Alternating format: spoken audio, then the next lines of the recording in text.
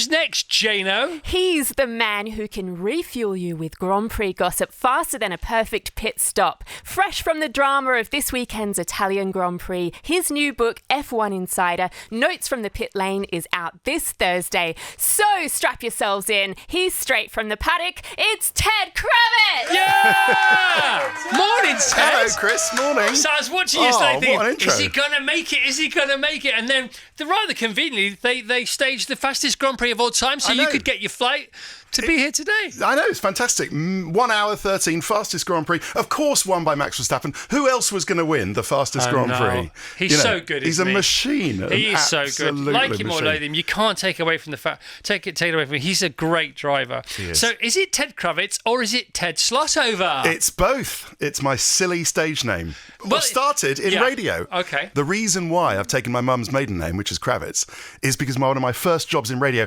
And do you know, Chris, this is not the first time we have shared a radio studio. Tell us. You don't know about More. this. Come on. I sneaked in to your, am I allowed to say the local London radio GLR? station? I sneaked into your GLR show. No way. I did. In the, must have been 91. I was still in the sixth form. Yeah. Lined up outside Marylebone Road. No way. Sneaked in. They let me in. Saturday morning? You, Kaz, Andy. Yeah. Round at Chris's and Oh his my missus. gosh. I was in the back. On a Saturday morning. Jane Middlemiss was there as well. Yeah, that's how she bridged her love for radio and got on it. You know, it's about getting on the inside, isn't it? One of the questions I wrote down for you was, you are paid to be on the other side of the rope. Yeah.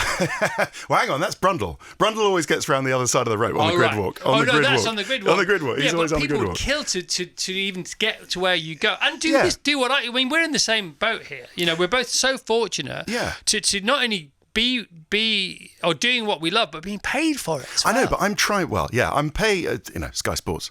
I'm trying to bring you and everybody round the other side of the rope. Yeah. And in a sense, that was kind of what I talk in there. I don't know if you read it about growing up and being a radio owl and listening through the night to LBC, late night LBC, Clive Bull late night radio stations. But then it was your show on GLR that kind of opened me up to the fact that everything doesn't have to be perfect. It can be a bit scrubby and messy and out there, and things went wrong, and you would like. I remember there was time you fired off a track or something, it didn't work, and you just went a bit of a gap there, and so I like that. So I try to bring people in to the sort of real side of Formula One, showing the bins by the side, and how the teams all there. I didn't know that. So we are cut from the same cloth. And the thing is, you can do that, but you still need to there still needs to be a show there as well. You can't just do that, can you? So it's both, and which is what you do perfectly, as do the whole gang on Formula One for Sky, because you are a gang show. It's, like we do Zoo Radio, you do Zoo commentary in a way. Yeah, we try to. I mean, listen, Simon Lazenby, very, very Mr. Smooth operator, steers the show. And then we go off, whether it's Anthony or Crofty or me or Karoon or Brundle, we go off and do the grid walk and the pit lane and behind the scenes. But it's all about bringing, F1 into people's front rooms. And selling the sizzle, not the steak. That's in the book, isn't it? Because it's all about, Aussie Jane came in, she said, it was very controversial yesterday, the Italian Grand Prix. I said, clearly you didn't see it. It wasn't that controversial. It would have been more controversial had McLaren not handed the place back to Lando. I think so anyway. It'd have been more controversial the way around. Yeah, I mean, you've got a lot of, there are a lot of people saying, well, listen, this is not racing, something happens in the pits. That was Max's view, wasn't it? Something in the pits. That's just, the way it is. But listen, Oscar's got he had a 34-point lead. He's now got a 31-point lead. Yeah. I think he was cool enough with it. Yeah, of course. He was but the sizzle, selling the sizzle. So, I get it. That's what we do on a daily basis. The 3.5 hours every single day. You got to sell the sizzle because there's not always a steak. Hopefully there's a steak once or twice a day, but not every link for 3.5 hours a day. And I didn't realise this. Because we all have confirmation bias. These are the future good old days. And today isn't as good as the good old days. Well, yeah, but how good were the good old days? Well, rose-tinted spectacles in the rear-view mirror. And you go back to Murray Walker, who you produced, which I didn't know, so we'll get into that in a second or two. But even then, he was describing races as mostly dull and was selling the sizzle. Now, I think back to the halcyon days of Formula One, and it's not as good as it used to be, but there were really boring races. Now that you've written about it in your book, you think, oh yeah, no, it's always been about the sizzle, hasn't it? Really? Yeah, there were some great races, but Murray's genius spontaneous. And by the way, Murray would be aghast if I was sitting down to broadcast. He always stood up. Yeah, he had to stand up, open the diaphragm. Apparently, Sir John Gielgud taught him to do that. Yeah, and he had these warm-up exercises. He had these warm-up which exercises. you witnessed. He would do punches, side punches, punch to the air, jump and then up and down. Jump up and down. You know, he was 70, 80 years old. Murray was doing it. He was such a legend. I loved working with him. But, you know, he never found a race boring because to him they were always exciting. Yeah. There was always something going on. He had this enthusiasm for the sport. And I try, you know, I think about him every week. And it's not a sort of schlocky line. I do think about him. Of course you do. Every I think about week. Steve Wright every day. It's the same thing for me. I'm not joking, you know, because Steve was his gold standard.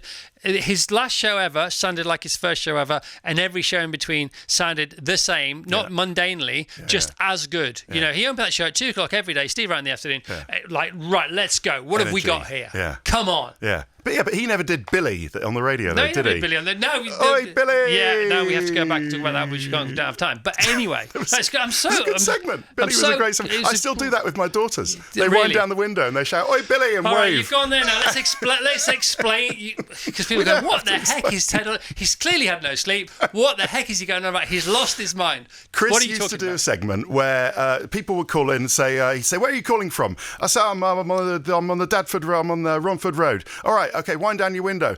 Wave at someone. Say, "Oi, Billy," like you know them. And you'd say, "Did they wave?" He'd say, "Yeah, they waved." And you'd say, "Yay, fantastic." Then you roll in a song. You had to be there. But if you wind down your window and shout Billy convincingly enough to somebody, they will feel obliged to pretend to be Billy because you've clearly got it wrong and they don't want to make you feel bad and they'll wave back to you. That's what happened, wasn't it? It's a nice, friendly encounter with people. You know, we should all be friends. Right. So you were in the commentary box with Murray Walker. Yeah. I can't believe that. I mean, if you put that up for auction, you know, to a Formula One fan, and you did that every Grand Prix for how many years? Well, I was with Murray and Martin for 4 years. Right. So Martin Brundle, he comes on the commentary seat in '97. Yeah. He's just fresh out of driving. He's still looking for a drive in '98. And there's a natural. You talk about him being a natural behind the microphone. Yeah. And you know, it's been thus ever since. So what was that like to be in between those two absolute gods? Well, I call him the reluctant genius because he was a genius at broadcasting. Amazing to go from driving to broadcasting straight away and be great at it. But he didn't want to be there. Yeah. Eddie Jordan had kind of forced him out, said, "Oh, you know, I don't want you for next year." And he was like, "I don't want to be there. I want to be finding another drive." So he was always, throughout '97, still trying to find a way back into Formula One, but got so good at the broadcasting side and is now, you know, household name, institution of Formula One, the governor, we call him, Martin Brundle. So are there really important commentators and presenters in F1 that you've worked around? So you, obviously James Allen, we could talk about James Allen, we could talk about obviously Crofty, Murray Walker, Steve Ryder. Right, I love Steve Ryder. He lives near me. I see him sometimes walking in the afternoon. You know, and he was really ill a couple of years ago, and he's constantly focusing on his fitness. He's much better now. But Steve Ryder, talk about. I mean, he was born to do that job for a living, wasn't he? Yeah, I mean, from the Olympics, Sunday grandstand. You know, we all grew up watching grandstand on Sunday. But not boring. No, but the words, his writing was impeccable, absolutely impeccable. And he loved his motorsport. Was that his favourite sport? Do you think? Probably. I mean, he liked the Olympics and the golf as well. The golf's big for him. Yeah, rowing, of course. He was always at the Olympics doing the rowing with Sir Steve Redgrave as well. But yeah, Silver Fox, he's fantastic. Yeah, great way with words. He spotted Lando Norris's talent at the age of 15, 16. Yeah, so he had a good eye then, clearly. What did he see in Lando? What can be so obvious from a young driver's point of view to point towards potential future greatness? It was natural speed. You know, he just saw... Steve's never recommended a driver before me in my life. And I used to do the British Touring Cars. He then took over, did the British Touring Cars, 7-hour on live on-air show. And he said, "I've spotted one. I think we got one here, Lando Norris."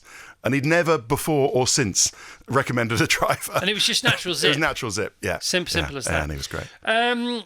So your most memorable moments, you talk about the Brawn years. We're going to get too nerdy, so I will be careful, all right? But Ross Brawn buying a team for £1, selling it for £150 million at the end of the season, winning the World Championship in between, never having to do any of that again. There's a great story. I'd forgotten the ins and outs of it. That was right up there. Schumacher's shenanigans on the track, parking cars in qualifying, things like that. I mean, if there was one story that jumped out of you since you've been behind the ropes, what would it be? Well, apart from Abu Dhabi 21, the race that shall not be mentioned. But there is a chapter where I actually go through it. It was crazy. But listen, we shouldn't be afraid to talk about it, so I do talk about it in there. Really, it's got to be some of the Schumacher years, watching him come by and watching the way he worked and that everything had to be perfect. And he demanded perfection from us as well. He realised, look, doing media interviews, it's not going to make me quicker, it's not going to make my car quicker, but it might make me, help my image or get me some information on someone else that I didn't know about. So he demanded excellence from us as well, and then he would give a good answer. Yeah. If you asked a duff question, he would say yes or no, and then kind of look at you, and you'd you were like wilting. Yeah, and you've been given some super tips along the way, haven't you, from various people, from various luminaries, and one of them was from, and the producer of the whole show, around Schumacher, and he said, with Schumacher, think even more about the questions you're going to ask him than you would otherwise, which you do anyway, because you're a student and you're respectful to everything. Because if you bond with him, that's going to be really important for you going forwards. And you managed to do that. How did you do that? I thought about it from his point of view. Right. I thought what I needed for the piece, because coming from radio and TV production, I knew what I needed from the piece. So if it wasn't just a live interview going out, how was your session, stuff like that, I knew what quotes I needed or what kind of things I was going into and out of. And then I'd think about, if I know what he's going to say or what I want him to say, what's the best way of forming that question and doing it in an intelligent way and listening to his answer, crucial, and making sure that somebody hadn't asked it before. So if we're in a scrum, someone's asked it before, I think, oh no, I've got to rephrase it, then I've got to ask it. Can you imagine? Because it was very similar for Tiger Woods, I think, because you get those one or two question opportunities at the end of a round of golf with Tiger Woods. Usually he's won. He doesn't want to do the interview. He's the last person in the world who needs to do the interview. Yeah. But of course, he feels or is contracted that he has to do the interview. So you want to nail it, you want to land it. But he could sniff out a fool from 1,000 yards. Oh, yeah. Well, you see, that's the great thing about Max as well. Max is so much like Schumacher. It's uncanny sometimes. Really? And Max was a kid, because Jos Verstappen was Michael Schumacher's teammate at Benetton. Yeah. So Max as a kid met Schumacher, but he is, the relentlessness of Schumacher, the way he doesn't suffer fools. And sometimes, if you ask a foolish question, Max will put you away just the way Schumacher used to. So, I've got to be on my guard with that. Got to be on my guard. Now, getting behind enemy lines is really important in your job, or getting trust to get behind potential enemy lines. Now, one of the great examples and stories about that in the book is when you were allowed in the McLaren garage and you were allowed to stand in the corner. Yeah. It was an unwritten sort of contract or deal. Just give us a bit more about that if you don't mind. Yeah, that was their legendary team manager, Dave Ryan, who was one of the only people I was truly afraid of in Formula One. And he tore strips off me. First time I appeared in Silverstone, end of '96, my first year. And I was wearing like a puffer jacket, and he was McLaren under Ron Dennis. Do you remember? They're always very, cool. And he says, "What's this? What are you wearing? Where are your logos? Where's your F1 logo?" I was like, "Oh, I haven't got that here." So, "You're scruffy. You haven't made a good first impression. You can do what you wanted to do over there." And then later on, we came to a deal. Good old guy, Dave Ryan. He came to a deal. He said, "Look, if you don't give away any of our secrets, I'll make a space for you in the McLaren garage. You can stand there." So that's where I saw Lewis win his championship in 2008 in Brazil, while it was all going. So why would he crazy. do that? Why would he say, "Just come and be here"? Because it was good for business, or it was better for McLaren if I didn't give away any of their secrets, like they're just about to make a pit stop. He felt that if I put that out, maybe Ferrari were listening. They weren't. There was no way that Ferrari were listening to us on the TV. But he thought by taking you into his confidence, you would feel sort of some allegiance to that team. No, the deal was that I wouldn't give away any of their things that I'd seen, which was privileged information. Right. But because I was in there and I could see other stuff that wasn't privileged, or it was just background information that would be useful later down the road, then that came... that was a good spot to be. But now I kind of roam. I'm not in there anymore. I sort of roam between garages and spots like that. Yeah, I mean, you know everybody. Do you know? I presume you know everybody now. Well, they know you, and because they watch it, and they love it, don't they? Yeah. If they're not working or they got a week off or whatever. Enough people. Yeah. Right, great stories about Toto Wolff in there as well. Another amazing story. Yeah. So he works for Williams. He owns a bit of Williams, and then Mercedes want him to go and work for them, and he said, "But I own a bit of the team." They said, "Well, you can own a bit of ours." That wasn't the worst decision he ever made, was it? Just give us the headlines of that. I know, you can have a bit of ours. This is back when Formula One teams weren't worth $5 billion. Yeah. Now they are. They said, okay, all right, I'll buy 30%. And smart business decision. So he basically swapped his share in Williams for Mercedes. For 30% of Mercedes Formula One team. Yeah. And that share now, which he still owns, is worth over £1 billion. Yep, it is. And now, since Formula One has got incredibly popular... And he still gets paid. Yeah, he does. And now, with the popularity in the US and the movie, F1 the movie and all of that, and Brad Pitt and everything, Drive Survive. Tell us about the Piranha Club, which gets its own chapter. I mean, this was the old days of Ron Dennis and Frank Williams, and Frank Williams was just an incredible guy. Obviously had his accident, paraplegic. But his brain was always so active, and he was as conniving and cunning as the rest of them, and would plot to disadvantage all of his competitors. And then Ron Dennis, Flavio Briatore, still there, spinning the wheels in there, back. Yeah, and then Bernie, of course, the ringmaster behind those dark glasses. It was all that. So it was a golden time. That sort of 2000s, 2010s, great Piranha Club, but still going. And the team bosses became bigger than the drivers for a while, didn't they? I mean, that was a thing.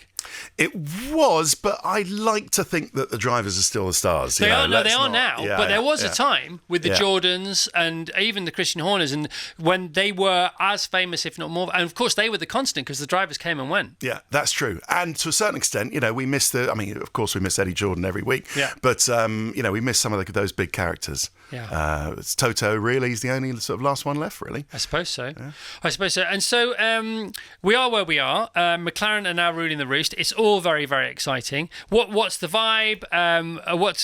Give us the headlines without getting too nerdy because you don't want to exclude people. Next year is a whole different ball game, isn't it? Yeah, next year's a whole different ball game. But, there's excitement in this one because you just don't know what's going to happen. Is Lando, these two McLaren guys, they're great characters. Lando, little bit more quiet than Oscar. Well, Oscar's pretty quiet anyway. But Lando, pure speed. He's all about the speed. Right. Oscar is about the consistency, and he's got some of that, silent assassin, drives with a knife between his teeth. Totally. He is relentless. For me, he's the favourite to win. I think he is. He's not my favourite. He's probably second favourite. And he's also managed by Mark Webber, former driver, of course, cool guy, fun guy, big smiler. Who doesn't want that guy in your, to have your back? And Fernando Alonso is now a manager as well. How does that work? So Fernando Alonso manages some young drivers, one who regularly lines up against him, sometimes in front of him, sometimes behind him on the grid. Yeah. What's that like? Well, it's like a sort of, master and apprentice. Yeah.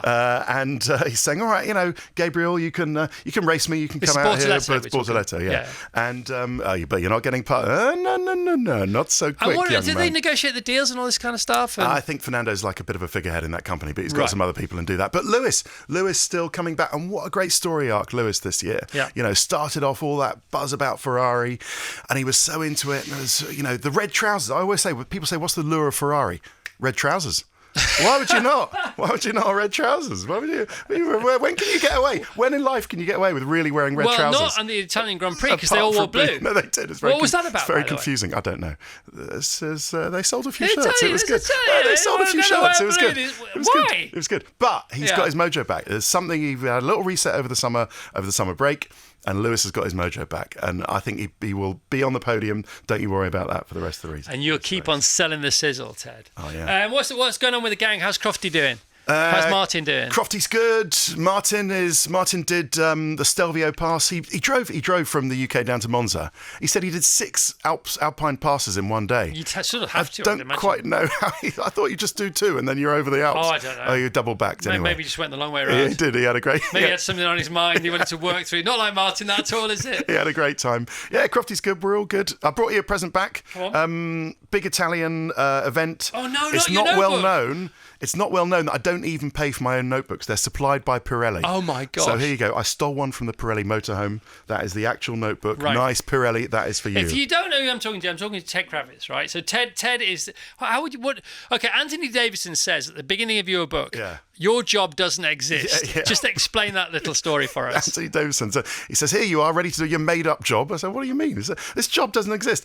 He tried to do it. He didn't see any point of it. There wasn't any space for him. I said, well, yeah, but if something goes wrong in the pit lane, like McLaren have a duff pit stop, you've got to have someone down there. You're sniffing the notebook. I love the notebook. I'm sniffing Ted's notebook.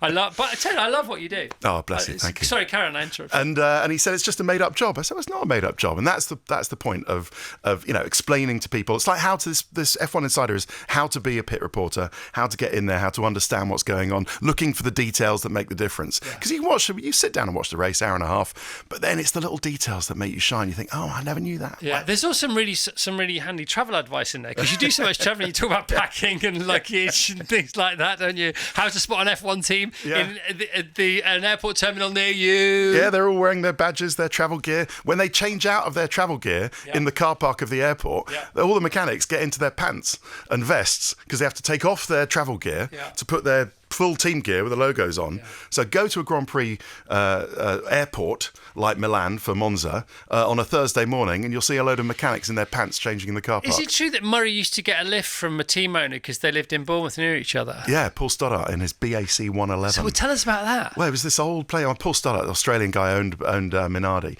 Great character. Had a fleet, has mostly cargo airline, but had its old BAC 111 from 1969, and he used to shuttle it, pick up Murray, who lived in the New Forest in Bournemouth, fly up, pick our load of mechanics up, and then on Murray's last weekend, when we landed back at Coventry, I think it was, Stoddy opened the doors before they put it to automatic or to manual, and the emergency chutes popped out, and everyone, including Murray Walker with 2 hip replacements, slid down. Come on. That was his last race. There's also a good story, because Murray hung his microphone up maybe a year or a season or two too early, and that's explained in the book, because of some unkind reviews, and we all remember the bad stuff, we don't remember the good stuff. Even Murray Walker was vulnerable to that. But then he had a comeback when he was 84. Yeah. Just remind us how that... Because what I love about your book is everything, especially the stories that I thought I knew, but I have actually forgotten. Okay. Well, that was when Crofty's, I think it was first son or second son was being born. He was on 5 Live and he needed a fill-in. And they thought, well, who could we get with a fill-in? And Murray was a Honda ambassador at the time. They thought, well, not a bad fill-in. And he came in, that was his last commentary, Nürburgring, 2007, age of whatever it was, 84, yeah. Came in, did his last commentary. But, and also... his brain was still pinch up. That reminds me of the other comeback story, which is Schumacher coming back to Formula One. To Mercedes. Yeah. So he tested, and that was fine, but he couldn't race because he had an issue, because he'd had a motorbike crash and his hips were hurting him. But then he did come back. What happened there? A driver left or something? I can't remember. Well, Brawn had, they won the championship of 2009, Jenson Button, Rubens Barrichello, they both moved on. That's Mercedes right. bought the team, and that became the factory Mercedes team. And they thought we'll bring in Nico Rosberg and Michael Schumacher. That was it, wasn't it? But the car wasn't as good as in 2009 because they didn't develop it because they were so busy. Frequently out-qualified Michael, and that all went quietly. I remember how excited we all were about that. Yeah. It's a great book, Ted. It's a great book. How crazy is it? What's the craziest, most sort of Formula One moment that you've witnessed? Do you know what I mean by that? Like the circus moment. Because you open the book talking about Ed Sheeran, don't you? Yeah. Ed Sheeran says, this is just a circus. And you say, yes, absolutely it's a circus. We come to town, we cause havoc, we leave. I mean, listen, where I've just come from, Monza is always fantastic. It's always chaos on the grid. There's always this, crowds of people and people jumping the fence and getting in, and the paddock is alive. But then it always funnels down to the racing. And then it's this big chaos, big circus, and then the lights go out and they all go off. Mm-hmm. And that's when it, as Frank Williams said, it becomes a sport for 2 hours on a Sunday afternoon. The rest of the time it's a business. But it's a business. Or 1 hour, what was it in Monza? Yeah, 1 hour 13 point. 1 hour 13, that's unbelievable. I know. Hadjar said, when they said, okay, checkered flag, Isaac Hadjar, I said, what, is that it? Yeah, that's it. Really? Why was that so short? Is it half time? I didn't realise it was a game of 2 halves now. Tell us about, just briefly, because everybody thinks private jet. I always think Formula One private jet. What's the best private jet you've been on, and whose was it? I've never been on a private jet. Why, really? Of course not. You've never had it? What do you mean, of course not? When would I get on a private jet? Murray Walker got lifts on one. That was a 1969 BAC 111. Still a private jet. Well, that's the private. That's the one. That's the only one I've ever been on. So you've not had a lift off a drive? Are you kidding? Why have no drivers given Ted Kravitz a lift? I demand to know. I'm not interested. They share jets, don't they? They all do share jets. But because they're going into Nice, right? And I live in Camden, so I'll never get home. They could drop you off. You've never been on one. No, I thought that was part. Crofty must have hitched the lift from someone. I wouldn't know, Crofty. Crofty gets about. Really? Yeah. All right, Used wow. to. Well, it's all good, man. It's all good in the hood. Ted's reporting and notebooks have long been essential. Martin Brundle says that on the back of his book. His colleague, his friend.